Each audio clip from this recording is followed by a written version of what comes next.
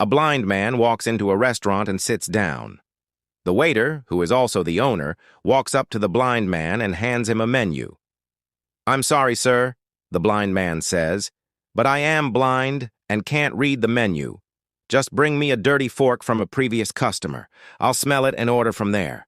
A little confused, the owner, Mr. Johnson, walks over to the dirty dish pile and picks up a greasy fork.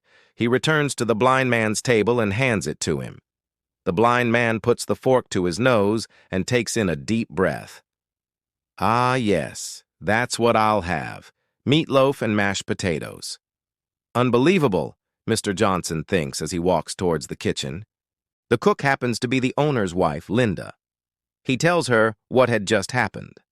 The blind man eats his meal and leaves. Several days later, the blind man returns and Mr. Johnson mistakenly brings him a menu again. "Sir, remember me? I'm the blind man." "Oh, I'm sorry I didn't recognize you," Mr. Johnson replies.